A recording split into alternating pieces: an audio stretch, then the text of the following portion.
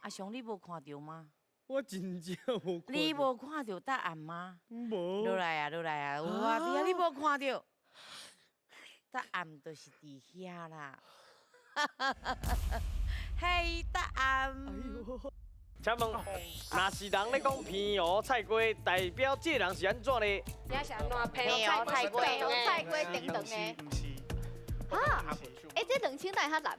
系啊，平湖菜瓜，平湖菜瓜，我有去过平湖，嘿，平湖的菜瓜甲咱台湾的菜瓜无共款，嘿伊的菜瓜哦，等等的。废话等等的。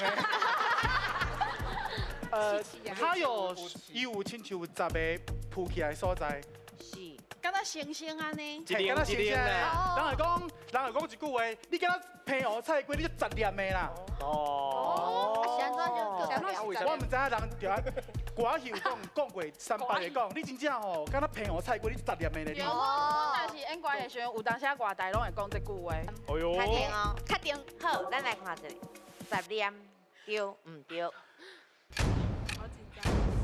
是这样吗？哇，相信你的队员拢对呢。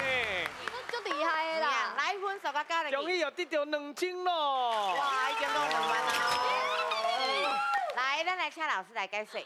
平湖菜瓜伊个另外一个名叫做角瓜，啊，就是因为伊安尼，就是看起来那像青形的安尼吼，所以是有迄款角度嘛吼。啊，这个物件伊叫做菱，吼，就是翘起来叫做菱。啊，伊差不多算起来大约啊，差不多8个到10个。10铃安尼，吼，啊，迄个铃咱有当时讲念，就切音走去，所以讲10铃。